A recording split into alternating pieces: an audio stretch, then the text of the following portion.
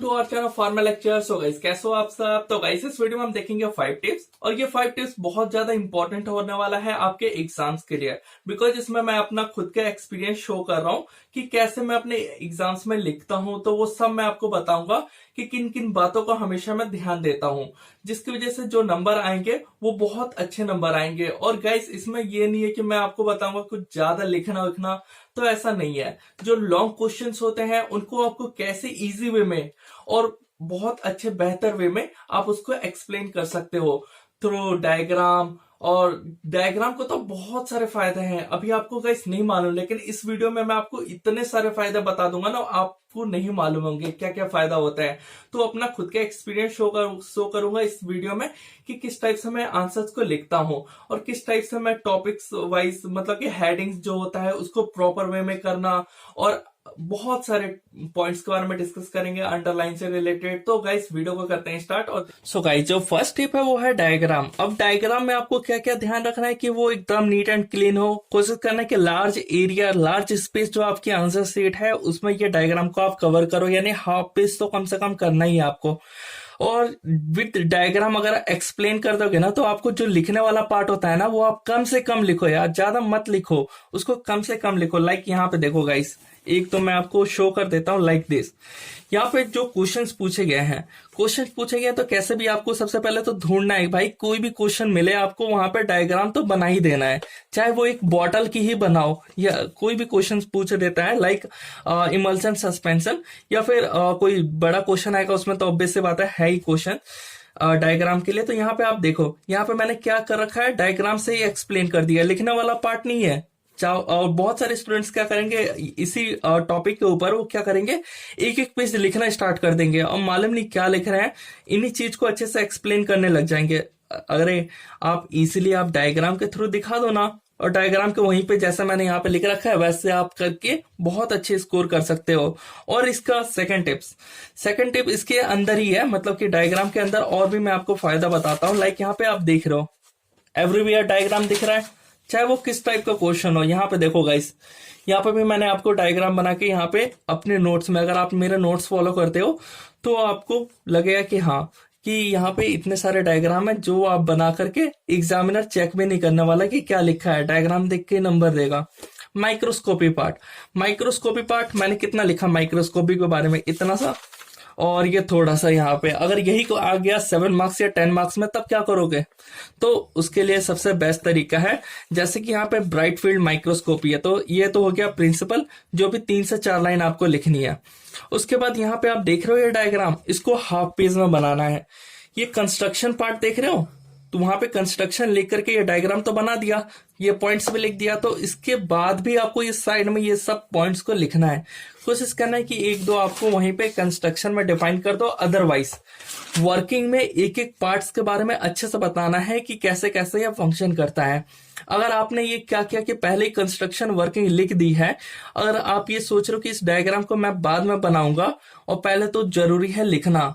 कोई भी टॉपिक आता है हम सोचते हैं उसके बारे में लिखना, अरे लिखो मत, पहले उसका डायग्राम बनाओ, उसमें पॉइंट्स देखो कि अच्छा ये पॉइंट्स है, ताकि आपको लिखते वक्त ये पॉइंट्स ना भूल जाओ कि अच्छा मैं इस पॉइंट्स के बारे में तो भूल ही गया लिखना। तो ये गलती आप मत करो, ये गलती मैं बिल्कुल नहीं करता। तो इसकी वजह से जो लिखने का कंटेंट होता है वो छोटा सा होता है, बट एज अ ह्यूज लगता है, यानी बड़ा लगता है। लाइक 2 पेजेस आप इजिली लिख दोगे इसके ऊपर अब तो। अब मैं सेकंड टिप के ऊपर जाता हूं, और उसके बारे में तो गाइस, जो सेकंड टिप है वो है इजी लैंग्वेज और एग्जाम्पल। आप कोई सा भी आंसर लिख सकते हो, लाइक ये देख लो गाइस, इतना बड़ा टॉपिक है, अगर आप इन सबको अगर आपने रट रखा है वो अलग बात है, लेकिन अगर आप इन सबको अगर इजी वे में समझोगे ना, तो जैसे यहाँ पे पॉइंट है एसिड फास्ट स्टेनिंग, इसके बारे में लिखना था, तो कोशिश करो कि जितने भी ये पॉइंट्स होते हैं ना, जो भी आप नोट्स बनाते हो ना, वो अपने खुद के लैंग्वेज में बनाने के लिए, ये मैंने अपने लैंग्वेज में बनाया। लाइक मैंने इसको जोड़ा है अपने रियल लाइफ से। एसिड फास्ट स्टेनिंग हम यहाँ पे जनरली करते क्या है, स्टेनिंग करते हैं। स्टेनिंग किन चीजों का करते हैं, लाइक जो छोटी चीजें होती हैं जैसे माइक्रोब्स, तो ये मैं लिख सकता हूँ हिंदी में कि जो हम स्टेनिंग करते हैं वो माइक्रोस का करते हैं, तो अपने लैंग्वेज में लिखूंगा मैं। तो ऐसे ही जो 1 by 1 पॉइंट्स है ना, वो सब कोशिश करो कि अपने लैंग्वेज में लिखने से ये फायदा होगा ना कि आप छोटी चीज भी लिखोगे ना, 2-3 लाइन हिंदी, वो आप कोशिश करोगे तो वो बहुत बड़ी इंग्लिश बन जाएगी। तो कोशिश करना है कि हमें अपने लैंग्वेज में लिखना है। और एक एग्जाम्पल इज मस्ट इंपॉर्टेंट। अगर आप एग्जाम्पल नहीं लिखते हो ना, तो वाइस कोशिश करो कि एग्जाम्पल लिखना स्टार्ट कर दो, बिकॉज एक नंबर सिर्फ एक छोटा सा एग्जाम्पल के लिए है। अगर आप एग्जाम्पल करके उसके बाद एक स्टोरी छोटा सा लिख देते हो ना कि ऐसे ऐसे होता है इसके अंदर, और ये बैक्टीरिया से या माइक्रोब्स, या फिर जरूरी नहीं है कि इसी सब्जेक्ट की बात कर रहा हूँ, अदर सब्जेक्ट फिजिकल फार्मास्यूटिक्स भी है, ऐसे बहुत सारे सब्जेक्ट्स हैं जिसके अंदर एग्जाम्पल लिखना मस्ट इंपॉर्टेंट है। उसी से आपके 1-2 नंबर मिल जाते हैं, और एज कम्पेयर टू ये जो आप थ्योरी पार्ट इतना सारे लिखते हो। तो सो गाइस, जो टिप थर्ड है उसमें मैं आपको बता देता हूँ कि क्या क्या करना है। टिप थर्ड ये है कि हेडिंग। आप नॉर्मल से कोई से भी हेडिंग डालते हो, अगर आपने मेरे हेडिंग से देखा होगा ना, मैं हमेशा हैशटैग को फॉलो करता हूँ। सबसे पहले मतलब कि नॉर्मली हैशटैग लिख दिया और वो हेडिंग जो है वो लिख दिया। अब इसके अंदर भी एक हेडिंग आती है, तो वो मैं स्टार से रिप्रेजेंट करता हूँ, और उसके अंदर तो मैं ये पॉइंट्स का यूज करता हूँ, इसके बारे में यहाँ पे लिख देता हूँ। हेडिंग के लिए मैं डबल लाइन यूज करता हूं, और जो इसके अंदर सब हेडिंग आता है उसके लिए एक सिंपल सा लाइन, उसके बाद में जो पॉइंट्स आते हैं उनके बारे में मैं कोई सा भी लाइन यूज नहीं करता हूं। अब बेनिफिट ये होता है ना इसका कि जो आपका मेन हेडिंग है वो तो आप नॉर्मल सी बात है, उसके बारे में आपने लिखा है। जो सब हेडिंग्स होती है ना ये वाली, तो ये जो एग्जामिनर होगा वो घूर घूर के देखेगा कि अच्छा तुमने इसके अंदर में कौन सा टॉपिक्स के बारे में लिखा है। तो जो सब हेडिंग्स होती हैं ये मतलब कि उनके नजर में रहती है कि अच्छा ये टॉपिक्स के बारे में इसने इसके अंदर लिख रखा है, जिसकी वजह से वो जो अंदर ये पॉइंट्स होते हैं ना, तो इसको वो फॉलो नहीं कर पाता। और ये पॉइंट्स लिखने का ये फायदा होता है ना कि एक पॉइंट अगर आप लिख रहे हो ना, तो एक लाइन गैप करके ये दूसरा पॉइंट आप स्टार्ट करो, ये नहीं कि एक के नीचे एक, जिसकी वजह से जो पेपर का लेंथ होगा ना वो भी आपका इंक्रीज हो जाएगा। यानी आप जो एक पेज में लिखते थे एक बड़ा सा पैराग्राफ, वो पैराग्राफ ना लिख करके पॉइंट वाइज, हेडिंग वाइज, सब हेडिंग, ये सब लिख करके ना आप चाहो तो 2 पेज इजिली कर सकते हो। जो 7 मार्क्स 10 मार्क्स के क्वेश्चंस होते हैं इसके लिए तो बहुत इजी है, और ये चीज तो आपको फॉलो करना ही करना है। इन चीजों को guys each and every student follow करते हैं, बट जो नहीं करते हैं उनके लिए मैं ये बता रहा था। और साथ ही साथ गाइस एक चीज और ये है कि आप अंडरलाइन नहीं करते हो। आप कोई भी like most of the students को मैंने देखा है कि कोई भी आंसर आप लिख रहे हो तो आंसर को अंडरलाइन कर दो ना, एक अंडरलाइन ही तो करना है। अंडरलाइन करने से ये फायदा होता है कि आप जो टॉपिक जो एग्जामिनर को शो करना चाहते हो ना, तो उसको अंडरलाइन या फिर उसको बॉक्स बना दो वहीं पे। Is called as microbes. तो यहाँ पे माइक्रोब्स के नीचे अंडरलाइन लिख गया, तो अच्छा इन्होंने माइक्रोब्स के बारे में ये सब बता रखा है। और बीच बीच में कि क्या करते हैं, किल करते हैं। स्टरलाइजेशन में क्या होता है, किलिंग और रिमूवल ऑफ बैक्टीरिया। तो इसके नीचे आप अंडरलाइन कर दोगे, जिसकी वजह से ये लगे कि अच्छा इसने इस बच्चे ने इसको हाईलाइट कर रखा है, जिसकी वजह से इस पे उसको ज्यादा गौर पड़ेगा। तो गाइस इन सब बातों को आपको बिल्कुल इग्नोर नहीं करना है, और इन सबको अच्छे से ध्यान में रखना है, फोकस रखना है, तभी एग्जाम में आपके अच्छे से अच्छे नंबर आएंगे। और एक टॉपिक है लाइक टाइम मैनेजमेंट। जब आप एग्जाम करते हो ना, तो टाइम मैनेजमेंट आपको करना आना चाहिए। आप टाइम मैनेजमेंट भूल जाते हो, जिसकी वजह से जो 1 से 2 क्वेश्चंस होते हैं ना, ये छूट जाते हैं। चाहे ये लॉन्ग हो या शॉर्ट हो, मैटर वो नहीं करता, बट आपके ये क्वेश्चन छूटे हैं, ये ज्यादा मैटर करता है। बिकॉज जो क्वेश्चंस होते हैं, सेक्शंस हमेशा 3 सेक्शंस में मैंने देखे हैं जो भी क्वेश्चंस बनते हैं। अगर ये 3 सेक्शन बन रहे हैं तो एक सेक्शन का हाफ आवर, और एक सेक्शन का 1.5 आवर, और एक सेक्शन का जो होगा वो 1 आवर, जिसकी वजह से ये टोटल 3 आवर का जनरली पेपर होता है। और AKTU में मैंने ये देख रखा है कि इस वे में पूछा जाता है कि एक सेक्शन जो 2 मार्क्स वाले हैं उनके लिए आपको हाफ एन आवर देना है, और जो नेक्स्ट सेक्शन है उसके लिए आपको 1 आवर और 1.5 एंड आवर देना है आपको। तो गाइस कोशिश करो कि इसके अंदर में आप जो अपना आंसर जो है वो लिख पाओ। कोशिश करो कि जो 2 मार्क्स क्वेश्चन है इसको तो आप कभी भी लिख सकते हो। तो 2 मार्क्स क्वेश्चन पहले ना करके पहले आपको सबसे जो लॉन्ग होता है 10 मार्क्स, ये 10 मार्क्स करोगे ना तो बेटर ये होगा कि इसी के अंदर में समटाइम्स क्या होता है कि ये 2 मार्क्स वाले ना, ये 2 मार्क्स वाले इसी के अंदर छिपे हुए रहते हैं। तो एक दो क्वेश्चन तो आप ऐसे ही लिख ही दोगे उसी टाइम पे जब आप 2 मार्क्स वाले लास्ट में लिखोगे। तो 2 मार्क्स वाले लास्ट के हाफ एन आवर देना है, भूलना नहीं है आपको। तो इस हाफ एन आवर में आपके 2 मार्क्स कंप्लीट हो जाएंगे, या फिर ये 10 मार्क्स या फिर 7 मार्क्स में जो आप आंसर लिखोगे ना, या फिर 5 मार्क्स जो भी आपके एग्जाम्स में आएंगे। तो इन 7 मार्क्स में कोशिश करना है कि वहां से आंसर लिखते वक्त कि हाँ 2 मार्क्स में ये क्वेश्चन है, तो वहीं से डायरेक्ट ये लिख देना है आपको।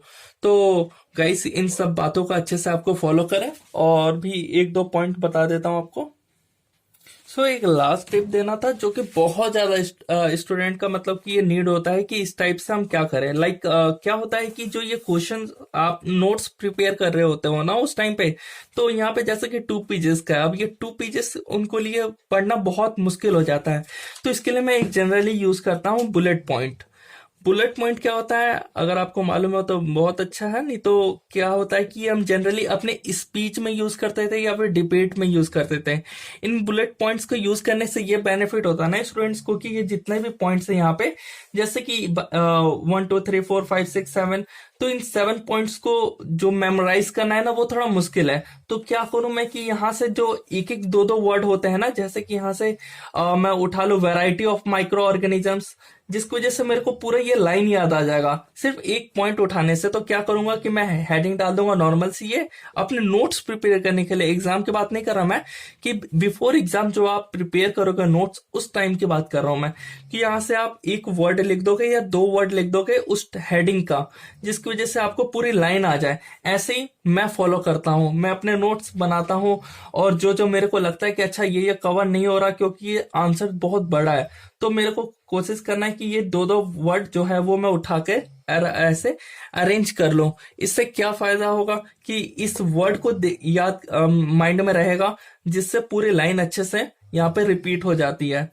तो इन सबको आपको फॉलो करना है। और साथ ही साथ ये सबसे ज्यादा इंपॉर्टेंट है कि जब आप प्रोसीजर लिखते हो, तो प्रोसीजर लिखते हो तो नॉर्मल सा पॉइंट पॉइंट में तो लिखते ही हो, सही है वो, बट कोशिश करो ना कि बीच में ये एरो, कभी भी आपने बुक्स में देखा होगा ये एरो जो बना हुआ रहता है ना, इस एरो की वजह से बहुत फायदा है। बिकॉज यहाँ पे आपको थोड़ा वो लग नहीं रहा होगा कि थोड़ा स्पेस यहाँ पे क्या करना है कि ये एरो जो है ना उसको, तो इस एरो को आपको थोड़ा लॉन्ग में खींचना है कि दो लाइन जो है ये घींच ले। सो ऐसे ही आपको जितने भी यहाँ पे पॉइंट्स दिख रहे हैं ना, ये एरो मैंने बना रखे हैं, इन सबको आपको थोड़ा लॉन्ग लॉन्ग में करना है, जिसकी वजह से जो आपका आंसर सीट है वो एक पेज की जगह एक से ज्यादा, जो मैंने ये लिखा है ये कोशिश करता था मैं एक से ज्यादा में भी लिख सकता था, बट मुझे नोट्स बनाना था, इस वजह से मैंने ये कंप्रेस करके लिखा है कि ज्यादा बड़ा देख करके वो पढ़ा भी नहीं जाता है, इस वजह से मैंने ये नोट्स में। तो आपको एग्जाम में ऐसा नहीं करना है, एग्जाम में जितना ओपनली लिखोगे वो ठीक है। और क्वेश्चंस हेडिंग डालते वक्त ये ध्यान रखना है कि जैसे आपको फर्स्ट क्वेश्चन करना है तो आपने जो मार्जिन डाली है उसके बगल में जो ये 1 होगा ना, ये छोटा सा नहीं, ये बड़ा सा लिखना है, एकदम जितना बड़ा लिख सकते हो। 2 लाइन में कोशिश करना कि लिखे ताकि एग्जामिनर को ये अच्छे से देखे, अच्छा ये है, और इसके बगल में हेडिंग। उसके बाद आप नॉर्मल सा आंसर लिखना स्टार्ट कर सकते हो। और गाइस इन सब बातों का आपको ध्यान रखना होगा, क्योंकि ये अच्छी बात है कि जो एकेटिव की कॉपी होती है उसमें स्कैनर लगे हुए रहते हैं, जिसकी वजह से वो कॉपी पूरी स्कैन हो जाती है, तो आपका जो छूटा हुआ नीचे अगर आपने गैप भी छोड़ रखा है तो अगले पेज में वो चेकआउट हो जाता है। बट ये चीज का आपको ध्यान रखना है कि कभी भी एक क्वेश्चन लिखने के बाद आपको पूरा नीचे अंडरलाइन जो है ना वो पूरा लाइन खींच देना कि अब आंसर खत्म हो चुका है, अब मैंने यहाँ पे सेकंड स्टार्ट किया है। क्या करते हैं स्टूडेंट्स की वो छोटे छोटे लिख देते हैं ये सेकंड आंसर खत्म हुआ, लाइन वाइन कुछ नहीं खींचा, बहुत सारे लाइन लिख दिया और यहाँ पे उसने डाल दिया थर्ड, और उसके बाद में लिखने लग गया। तो ये क्वेश्चंस का वो हो जाता है मिक्सअप, कि वो एग्जामिनर है समटाइम्स ये गलती हो जाती है, जिसकी वजह से वो चेक नहीं कर पाता कि अच्छा ये थर्ड आंसर था, जिसकी वजह से जो नंबर है वो डिटेक्ट हो जाते हैं। तो ये छोटी सी मिस्टेक्स होती हैं, इन सबको आपको नहीं करना है। जो डायग्राम होता है वो पेंसिल से नहीं बनाना है, पेन से बनाना है ऑलवेज, और बड़ा बनाना है और अच्छा बनाना है। सो ये तो हो गई कंप्लीट वीडियो, मिलते हैं नेक्स्ट वीडियो में, जब तक के लिए